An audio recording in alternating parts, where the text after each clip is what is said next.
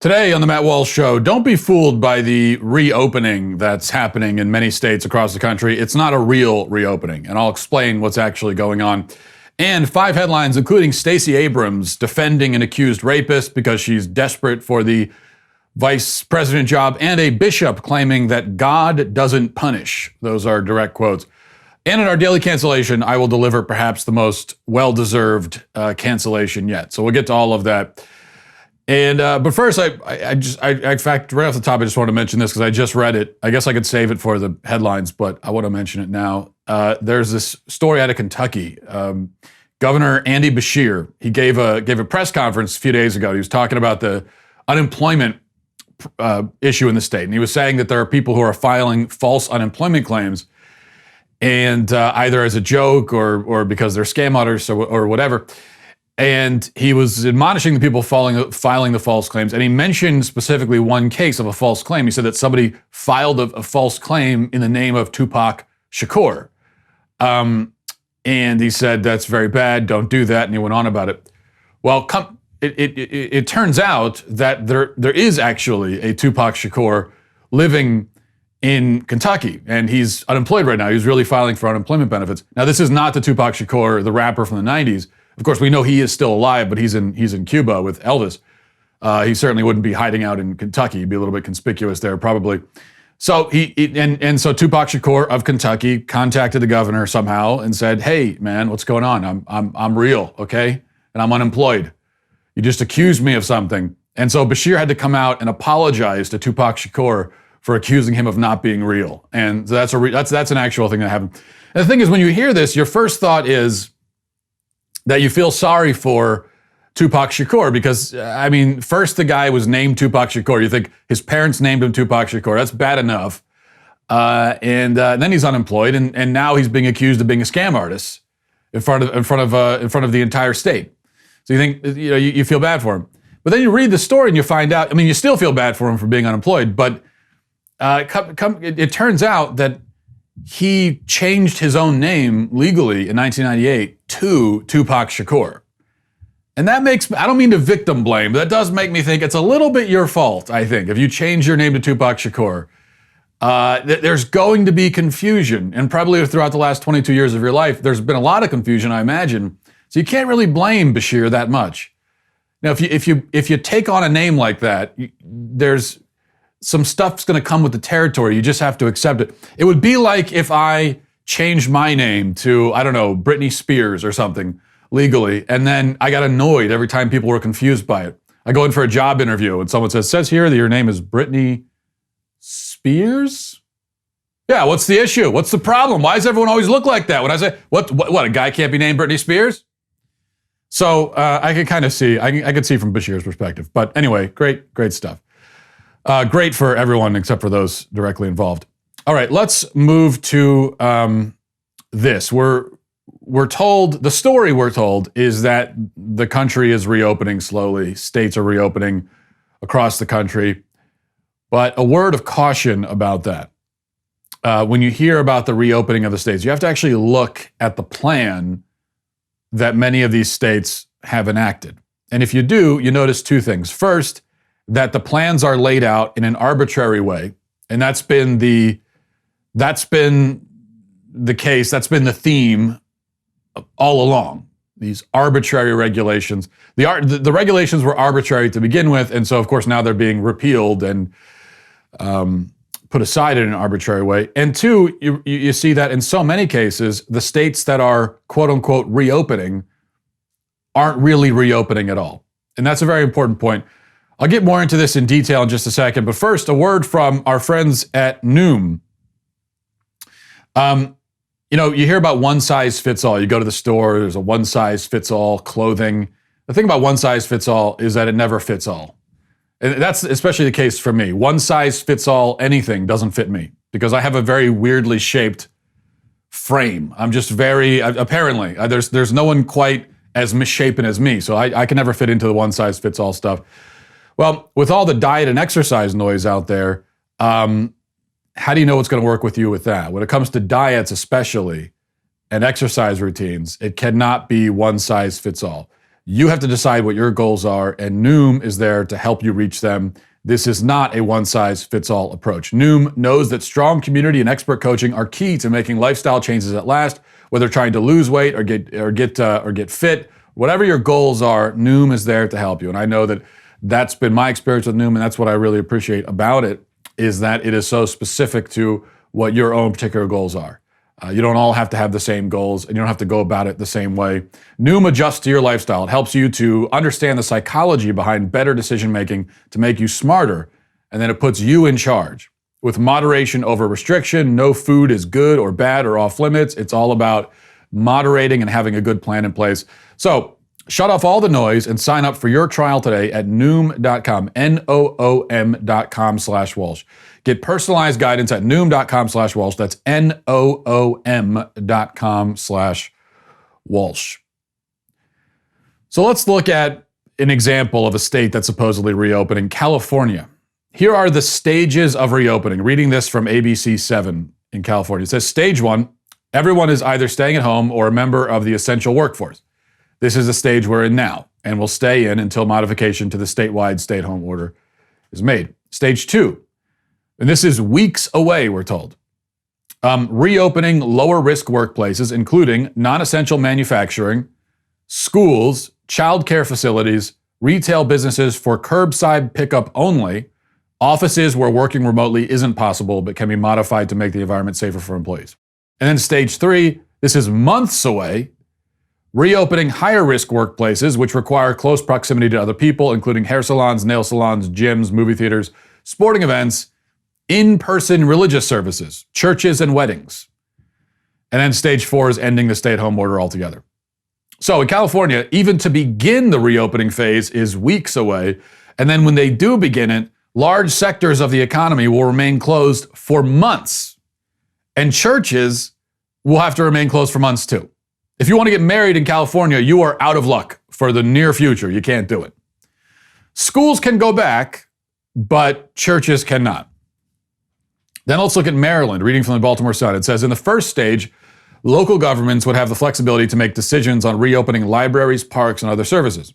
Stage 2 would allow for larger social gatherings, indoor gym classes, regular childcare, increased mass transit schedules, indoor religious services, restaurant and bar service with restrictions, and elective procedures at hospitals.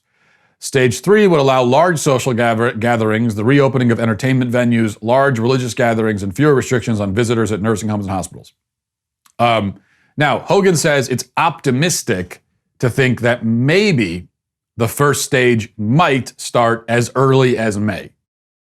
So again, if you want to talk about a full reopening of the economy in Maryland, we are, it sounds like, months away from that. Pennsylvania, they have a fun color-coded three-phase system of reopening. Right now we're in the red phase. That means everyone has to stop doing everything, can't do anything. Okay, we know about that. And then we move on to the yellow phase, which according to triblive.com, telework must continue where feasible. Businesses with in-person operations must follow safety orders. Childcare facilities open with worker and building safety orders. Restrictions in place for prison and congregant care. Schools closed for in-person instruction. Stay-at-home restrictions lifted in favor of aggressive mitigation. Gatherings of more than 25 prohibited. So presumably that includes churches.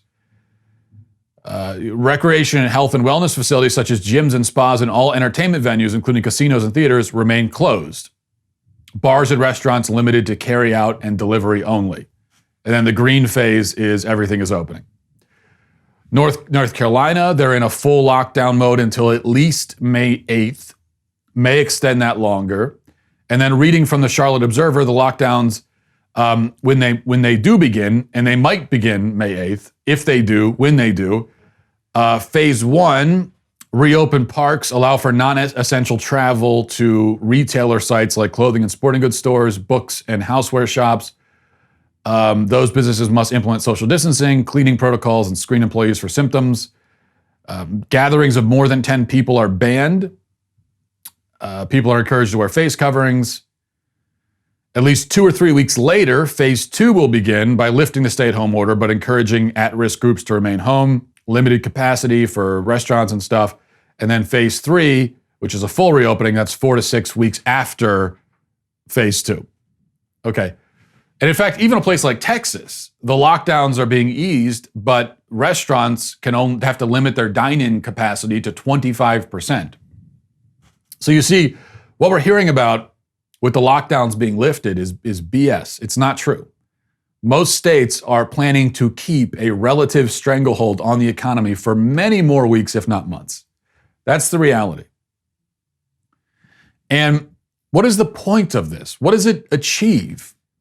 Why open in these phases rather than all at once? Here's the reality that we have to face eventually. Because this 3-phase or 4-phase or 7-phase, however many phases it is in whatever state, this strategy seems to be accepted by most people as logical, but I don't think it is. I don't see the point of it. The reality is this. We are going to be opening the economy fully eventually with the virus still out there. There is no way around that. You can have all the phases you want. One way or another, we are going to have to get back to life, to relatively normal life, with the virus still out there. That is going to happen. Everyone needs to get that through their heads. It is going to happen. So then what is the point of stalling or staggering it like this? What really is the difference between Pennsylvania opening completely now or in August? I mean, one difference is that in August, the economy is going to be in even more shambles than it is now. But whether we open now or in August, the virus will still exist. There will still be no vaccine. So why stall until then? You can say all you want, we're flattening the curve, Okay, so what? Eventually you're going to have to open again, and then there's going to be another curve if the virus still exists. One thing I've heard is that we don't want to throw open the doors and let people get back to their lives because we can't trust people to be responsible. So we have to ease them into it. That's nonsense. Again, we're going to have to trust people eventually. Either we do it later and we continue to destroy the economy in the meantime, or we do it now. That's your choice. Those are the only choices. Either people will go back to their lives while remaining smart and vigilant, and practicing good hygiene and so on, or they won't. But putting it off longer isn't going to change that result. So if you're worried that people won't be smart about it and they're going to, do stupid things or whatever, that's no matter. We could open now. We can open in July, August, September, October. That's still going to be the issue. We really have two choices here. Okay, there are only two ways to go. We can trust people, citizens, to be responsible with their freedom, or we can trust government to take the freedom away and be responsible with the power that they get in the process. Those are your two options. There cannot be a third. You trust the people with their freedom or the government with power. Those are your, which is it? Which do you trust more? Which leap of faith is more dangerous? Which downside are you more willing to deal with? Trust the citizen with freedom or the politician with power? Now, I think it goes almost without saying that the former, trusting freedom over power, is the more American choice. But you have to choose either way. And luckily, we don't really have to speculate how these things go. We've seen what the government does with this power, and it's not pretty.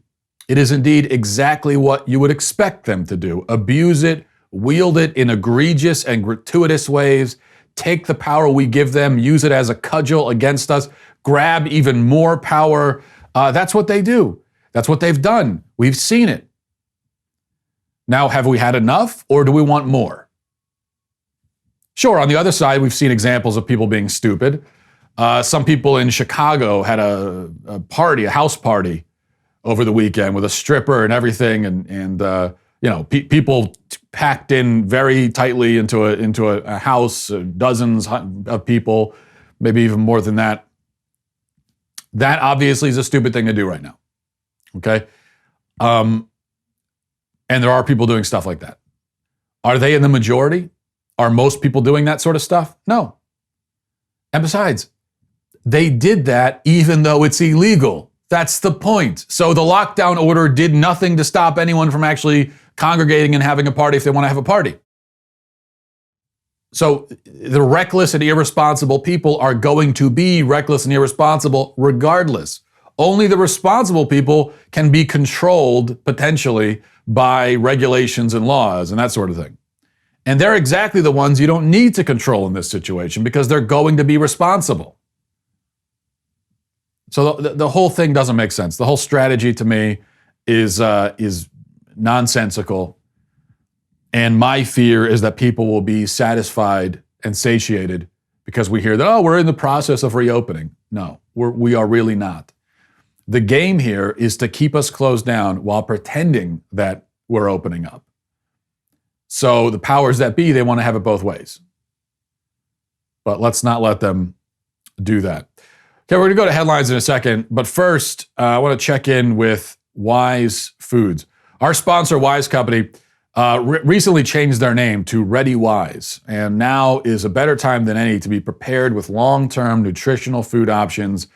You couldn't ask for a more timely thing to consider here. Ready Wise has many options like emergency meals, freeze-dried fruits and vegetables for convenient on-the-go nutrition, new adventure meals for hiking, camping, other outdoor activities. Ready Wise meals are easy to prepare. All you gotta do is add water. Even I couldn't screw that up. And they have a very long shelf life. This is, as I said, a perfect time to be prepared for long-lasting food items, especially when they're talking about disruptions in the supply chain, disruptions especially when it comes to things like meat and so on, scarcities and everything else. Now's the time to be prepared. ReadyWise makes being prepared simple and affordable. You order online, have nutritious meals shipped directly to your doorstep. Can't get easier than that. ReadyWise uses the finest ingredients, the latest food preparation technology, all to ensure optimal taste and freshness. Because just because you're being prepared and you're getting this food doesn't mean that it has to taste bad. Okay, don't settle for that. ReadyWise makes delicious food as well. This week, my listeners can get free shipping at ReadyWise.com when entering Walsh at checkout or by calling 855-475-3089. ReadyWise has a 90-day, no-question-asked return policy, so there's no risk taking the initiative to get yourself and your family prepared today. That's ReadyWise, ReadyWise.com, ReadyWise.com. Promo code Walsh to get free shipping. All right. Stacey Abrams is a woman devoid of any political talent, charisma, skill, let alone achievement. There's just nothing about her that is, from a political perspective, at all exciting or engaging. But she desperately wants to be vice president, and she has been on TV essentially threatening Biden to get the job, saying that he needs to hire a black woman, and hey, she just so happens to be a black woman. What she's saying is, hey, I'm not saying hire me, but I am saying that if you don't hire a black woman, you're racist. And by the way, I'm a black woman. Hint, hint, nudge, nudge. In fact, being a black woman appears to be her only qualification for the job, which is why she leans so heavily on it. Well, she seems to have switched her tactic a little bit here because she's gone from threatening Biden to sucking up to him to try to get the job. She was asked about the rape allegations against the Democratic nominee. And here's what she said. Brave, courageous, Stacey Abrams says, I believe women deserve to be heard, and I believe that has happened here. She's saying Tara Reade has been heard. The mainstream media has ignored it, but she's been heard. The allegations have been heard and looked into by who? Who's looked into them? Right? Nobody in the mass media has. And for too many women, often that is not the case. The New York Times conducted a thorough investigation, and nothing in the Times Review or any other later reports suggest anything other than what I already know about Joe Biden, that he will make women proud as the next president of the United States. This woman is such a snake. She really is. I just have such contempt for all of these people who have been going on with the Me Too, believe all women shtick for years now. And they're throwing all that to the side. Because we keep comparing, I've compared Biden and Kavanaugh, saying that there's so much more evidence against Biden than there was against Kavanaugh. But not just, put Kavanaugh to the side for a minute. There is more evidence against Biden than there was against a lot of the guys who got caught up in the Me Too movement. Many of whom I'm sure were actually guilty, but there's much more evidence against him than there was against a lot. With so many of these cases in the Me Too movement, all you really had was women making accusations. There was no other evidence besides that. With this, you have corroborating evidence. You have people coming out and saying, yes, she told me about this. I know about this. You've got video evidence from the Larry King show. I mean, so there is, if this is not enough to convince you, and I'm not even saying it's enough to convince me. I'm not convinced. I think it's compelling evidence. I think I certainly lean towards believing it. In fact, I'll tell you one of the main reasons I lean towards believing it. On top of all the evidence, and along with the lack of an apparent political motive of Tara Reade, I mean, she's not some kind of conservative activist. If she was, then I would say that's a very good reason to be extremely skeptical. But I'd say one of the main reasons I lean towards believing it is that Joe Biden has not addressed it. Okay? And yeah, he hasn't been forced to address it because our clown car hack media has not forced the issue. So he hasn't had to address it. But it's not as though this is some fringe wacko on a blog somewhere making a claim. And I could see if you're a public figure and there's a fringe wacko on a blog making a claim, and if it's not true, you might just ignore it and say nothing about it, unless you're forced to acknowledge it. That's not what's happening here. Yeah, the mainstream media is ignoring it, but the story is still out there. People know about it. So this is not a fringe thing.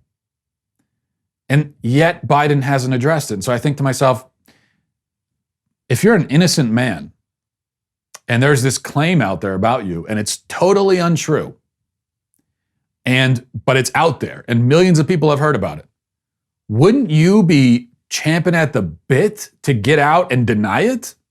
Why wouldn't you deny it? There's no reason not to. Again, if it's something not a lot of people have heard about, then that's a reason maybe to not acknowledge it or deny it because you don't want to call more attention to it. But everybody knows about it now. Why wouldn't you? You would have, if it was me running for office and this was out there and it was false, you would have to tie me to my chair to get me to not go out and be denying this hither and yon. I mean, because you're innocent, right? So the fact that Biden is not out there denying it and addressing it head on and saying, this is simply not true. It didn't happen. It is not true. This woman is lying. He's not saying that. So anyway, those are all the reasons to lean towards believing it. All of that is more compelling, adds up to more compelling evidence than existed against a lot of the Me Too guys. And many of whom, by the way, denied it also. I'm not saying that denying it proves they didn't do it, but they at least denied it. So you've got a denial and in many cases, no evidence. And you're going to believe that, but not this. So all of these, every single person who was cheering on the Me Too movement and now is defending Biden, they're all a bunch of contemptible, disgusting snakes. They really are. They don't give a damn about women. They couldn't care less. Rape victims, they don't care about you at all. It's a game to them. It's a game. Number 2, LifeSite News reports the president of the German Bishops' Conference, Bishop George Batzing, has stated that the coronavirus pandemic is not God's punishment, contradicting numerous Catholic leaders who have called COVID-19 a chastisement. According to the website of the Diocese of Limburg, Germany, Batzing said on April 23rd that he cannot understand people who consider COVID-19 God's punishment. My God has not known such thoughts since Jesus died for us. That is when God has made his decision for life. God does not punish, he said. Now, I agree actually that this is not a punishment from God. It's a virus. They happen.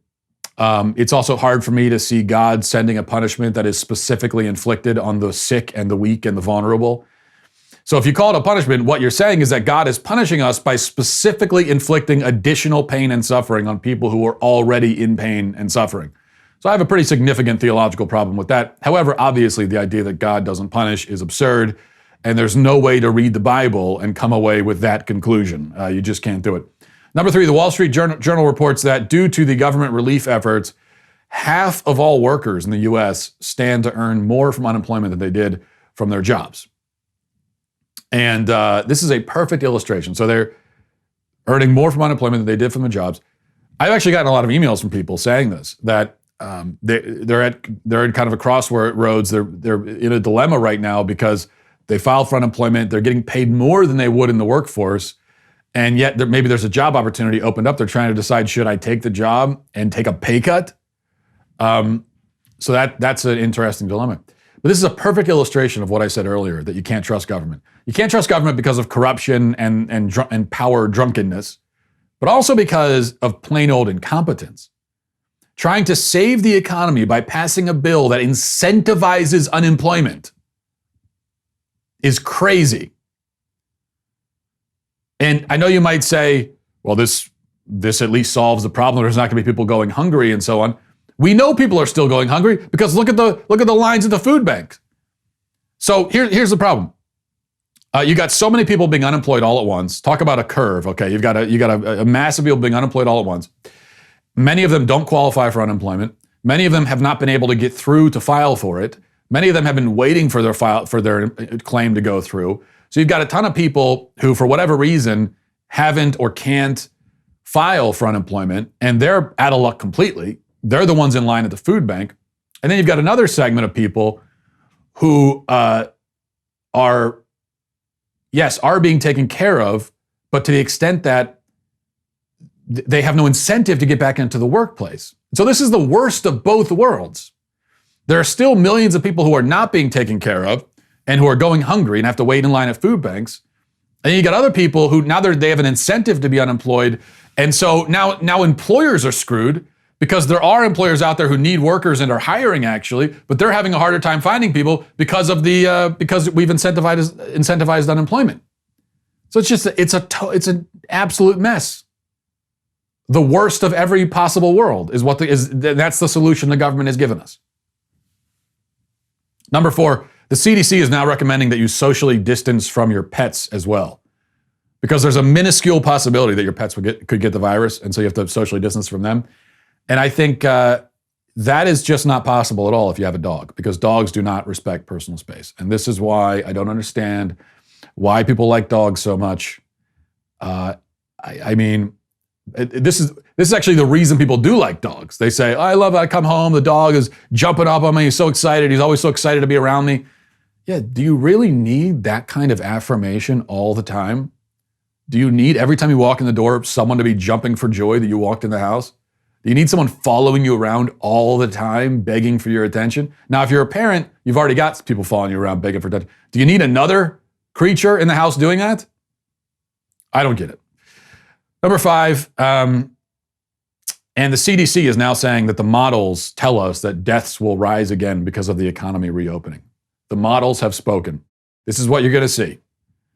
And the economy isn't really reopening, like I said, but it's allegedly reopening. And so now we're going to start hearing about the models. The models have spoken. The models are saying, the models have said, go back to your house.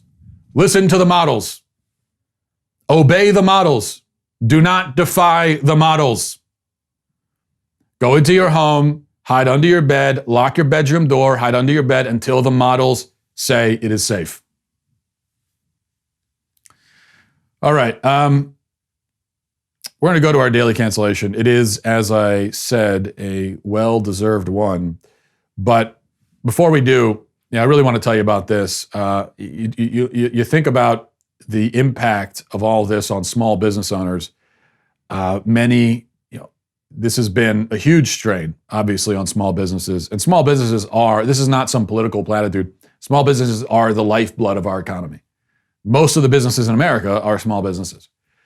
And the other thing is even the small businesses that are managing to survive, they're having to deal with, having staff work remote and having to kind of adjust on the fly. Now, when you start having your employees working remote, you have to manage your workforce and your workflow really well. Systems are very crucial. The Benham brothers are great at managing work teams that are all over the country. These guys have over a dozen businesses, including a real estate empire that spans over 35 states. The name might ring a bell. The Benham brothers, you might remember, they were slated for a reality TV show on HGTV. They were canceled because of their conservative values, and they stuck with those values, even giving up the TV show, all the money I'm sure that would have come with that. So a lot of respect for these guys. Over the last 6 months, these guys have been working on a new course called Expert Ownership, How to Own a Business Without It Owning You. And in this course, they teach entrepreneurs and small business owners the exact system they've used to build better businesses. If you're sitting at home trying to run your business right now, Expert Ownership was made for you. The Benham brothers slashed the cost of the course to help small business owners and entrepreneurs who are trying to navigate all that's happening right now. So head over to benhambrothers.com/Walsh to see a preview of the course and get a special discount. That's benhambrothers.com/Walsh, BENHAM brothers.com/Walsh. All right. Actually, we'll do the daily cancellation in a second. I also wanted to play this for you just because it's funny and I have to put it in somewhere. So we'll do it here. TikTok is generally a godforsaken hellscape of stupidity and degeneracy. But every once in a while, there is real art on TikTok. There is something really meaningful and valuable. And this is one of those times. Watch this. I never would have thought that the girl that I decided to sit next to that very first day in Mr. Cooley's 7th grade science class would become one of my best friends. We have been through everything together, from all of our annual Friday night sleepovers to the many weekends spent away at dance competitions to the many, many margaritas drank at the Dirty Dip in college. Daniel is perfect. He's everything I could ever imagine for you and more. He's tall, he's handsome, he has a pulse, and he's a boy. The love you share for each other inspires me each and every passing day. As I stand here today, as your best friend and maid of honor, I can't help but think back to that little girl in Mr. Cooley's 7th grade science class who always dreamed of the day she would marry her Prince Charming. Well, babe, that day is today. So if everybody could please join me in raising a toast to the new Mr. and Mrs. Kaczynski and wish them their happily ever after. Thank you.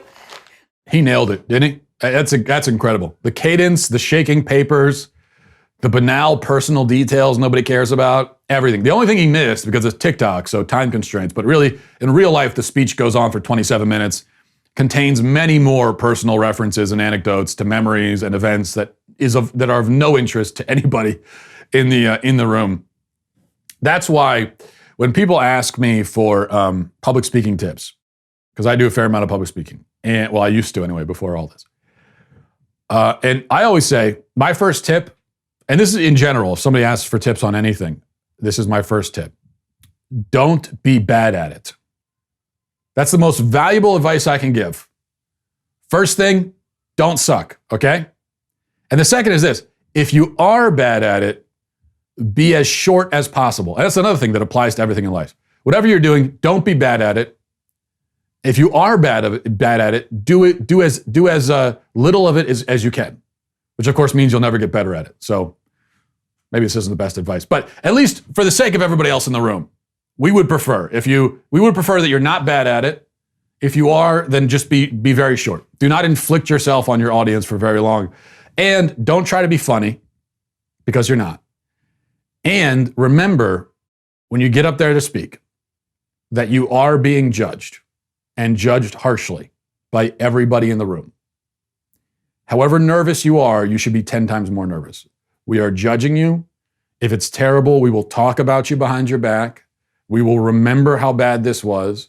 The next time we see you, we'll think about how terrible you were, and we will have lost respect for you, okay? Keep that in mind as you go up there. It's very important. That's my public speaking advice. And that's probably why I've never been hired as a public speaking coach, or any other kind of coach, in fact. Now, for your daily cancellation, this one you probably saw coming from a mile away. Mayor Bill de Blasio is canceled. Mayor Bill, the thing you have to realize about Mayor Bill is that, first of all, he's an incompetent doofus. Second, he's actually evil. Okay, so he's an evil, incompetent doofus, and he looks like a cartoon character. Other than that, he's a great guy. I mean, other than those things, I think he's a really splendid individual. So let's just review the last few months in the world of Mayor Bill. 2 months ago, Bill was on TV encouraging New Yorkers to go hit the town, go to the movies, etc. In fact, he initially responded to the coronavirus pandemic by giving movie recommendations and saying, "Hey, folks, go check out this movie in the theaters." That was his first response to the epidemic. Not making that up. That's what he did. Then a month later, he completely reversed himself with no acknowledgement that he had reversed himself, no apology for putting New Yorkers in harm's way by encouraging them to go out in the middle of this. And next thing you know, he's shutting everything down, threatening to close churches permanently if they don't comply, which of course is wildly unconstitutional. And he doesn't have even the whiff of the authority to do that. And then yesterday he sent out this tweet. Look at this tweet here. It says, "My message to the Jewish community and all communities is this simple. The time for warnings has passed. I have instructed the NYPD to proceed immediately to summons or even arrest those who gather in large groups. This is about stopping the disease and saving lives, period." Now, some people have tried to defend Bill. I won't even call him Mayor Bill. He's just Bill. Actually, Billy. Some people have tried to defend Billy by saying this is out of context. It's actually part of a whole thread of tweets. Okay, so you got to put it in context. That the defense is that there is some context that would make it okay for Billy to tweet that he's going to round up the Jews. And then, okay, let's look at the context. Okay, let's look at the entire tweet thread. He says, "Something absolutely unacceptable happened in Williamsburg tonight." A misspelling tonight. A large funeral gathering in the middle of this pandemic. When I heard, I went there myself to ensure the crowd was dispersed. And what I saw will not be tolerated so long as we are fighting the coronavirus. Then he goes on to message to the Jewish community, so on. Then he says, "We have lost so many we've lost so many these last 2 months, and I understand the instinct to gather to mourn, but large gatherings will only lead to more deaths and more families in mourning. We will not allow it. I have instructed the NYPD to have one standard for this whole city: zero tolerance." Yeah, that doesn't make it any better, does it? To me, it doesn't make it any better whatsoever. This is one of those things that context can't save you from. I want you to imagine this statement, but take out Jewish and put in, say, black. My message to the black community and all communities is this simple: the time for warnings has passed. Or put in Muslim, or gay, or really any other type of community. Because another defense is that he was actually talking to all communities, and he even said, "and all communities." Okay, if you think that's fine, then you should be okay with take Jewish out, put in any other type of community. Then read it and tell me if you'd be okay with that. Now, you could put in Christian there too. I think de Blasio would have no problem threatening Christians that way. In fact, he already has. He threatened to shut down churches permanently. So, but it's a Jewish or Christian, I think he's fine threatening, but any other group, including other religious groups, like I said, Muslim. Do you think he would, can you ever imagine Bill de Blasio? My message to the Muslim community: the time for warnings has passed. It would never happen, ever.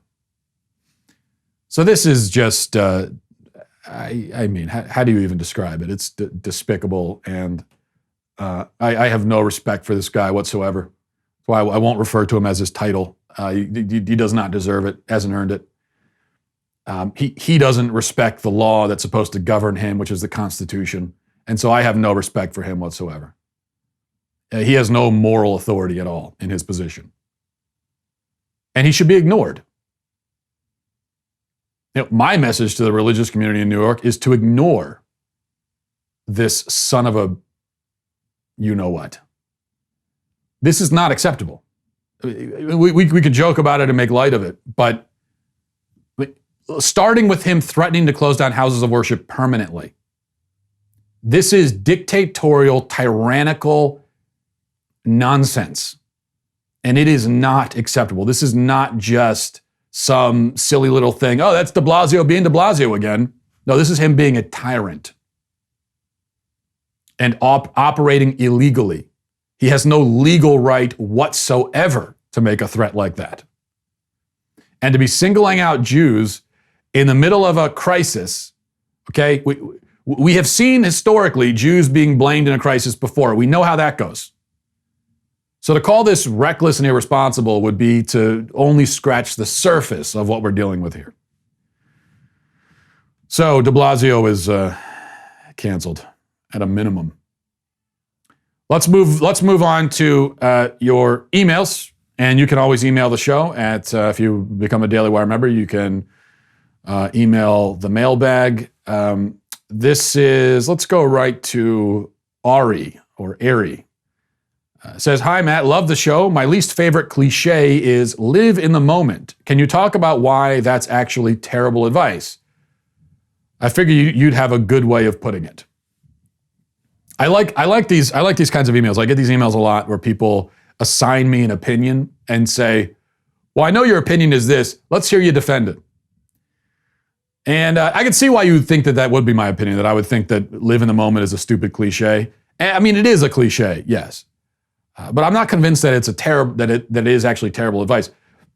It's terrible advice only in the sense that all cliches are terrible advice, in that there's no point in even offering them as advice because the receiver of the advice has heard it a million times already and will just tune it out. So even if it's true, there are a lot of cliches that are true, but there's no point in saying them because you might as well just be singing the ABC song or something. It's just words at this point. We've all heard it so many times it doesn't have any impact. It's like telling somebody, look on the bright side. I mean, there's even if they should be looking on the bright side, there's no point in saying that because no one's going to hear that and say, wow, I never thought of that. I never heard that before. Never thought of it. I think I will look on the bright side. This has changed my life. Thank you for that insight. That's never going to happen. But even so, live in the moment. I think we should find another way of phrasing it so it's not a cliche anymore, but it does contain an important truth, I think. Even the gospel tells us, Jesus in the Sermon on the Mount talks about the birds of the air, lilies of the field, how they aren't stressing over tomorrow and sufficient for the day is its own evil and so on. There's a deep truth there, even if it's been reduced to a mundane, maudlin platitude. There is a truth to it. And I think the truth of live in the moment is this, that when someone says live in the moment, what they really mean is live in reality, okay? Face reality, face the truth of your circumstance, and operate accordingly. I think that's what live in the moment really means. Because of course, in reality, you have no choice but to live in the moment. You have to. You can't live anywhere else. The past is gone. The past is now just a thought, a memory. The future is a hope, an assumption, maybe a fear, an anxiety, but it's not a real hard reality. And when it does become a real reality, it's not the future anymore. It's this present moment. And so that's all you ever really have. So maybe live in the moment is more of a reminder than advice. It's more of a way of saying, hey, you are a being stuck in time and space. All you can ever do is take each moment as it comes. You literally have no other choice, so you might as well face that and stop being delusional and live that way. I was actually thinking about this recently because, I said that the past is just a memory, but in truth, the past isn't even that in most cases. I was thinking about and feeling disturbed by the fact that I have forgotten almost everything that has ever happened to me. Almost everything I've ever thought, felt, said, experienced, almost all of it I have forgotten. It's gone. In fact, I forget almost everything that happens to me as soon as it happens. And that's not just me. That's true of all of us. Think about it. Think about how many moments you have lived. Millions of moments. How many of them can you recall vividly? Probably not that many. And I don't know how they tallied this, but I was reading recently that the average person has 70,000 thoughts in a day. I have no idea how they could possibly quantify how many thoughts a person has in a day. But let's just say for the sake of argument that it's 70,000. How many of your 70,000 from yesterday can you remember now? Or a week ago? Or a year ago? Right? So many of those thoughts are gone and you're never going to have them back. So I'm sure we've all had experiences of looking at old pictures and having it bring to mind an event in our lives that you basically forgotten about, even though it was meaningful at the time, enough that you took a picture of it, and then you look at it and you kind of remember, oh yeah, I remember that happening. But this was this really meaningful thing that happened to you that had already slipped all the way to the peripherals of your mind, and you had all but lost any memory of it. So all that is just to say that, even the past, when you think about it, it really is gone. In almost every sense, not even a memory. so much of what you experience and think, not only will you forget it, but everyone will forget it. And what does that mean? It just means that, it just goes back to that all you have is now. You have this moment. So, you might as well do something with it. What other choice do you have? And at the end of your life, when you're looking back, and if you're feeling regrets, it's a regret over moments that were wasted. Not just moments wasted, like doing stuff not doing something you wanted to do, or doing stuff that you shouldn't have been doing. I mean, you'll have those kind of regrets too, but a lot of your regrets are just going to be about your priorities, about the things that you chose to think about the things you chose, those 70,000 thoughts you had each day. You're going to regret a lot of those thoughts. It's just you chose to think about and care about the wrong things and so on. So I think that's the point of that cliche. And there is a lot of truth to it. Not that I'm at all good at actually living in the moment, I have to say. But all right, now that we've gotten that cliche out of the way, I think we'll leave it there. Hope these moments were not wasted for you. I'm afraid they probably were. There's probably better things you could have been doing than listening to me. But hey, you can't get it back. It's the past now. So, sorry. I'll talk to you tomorrow. Godspeed.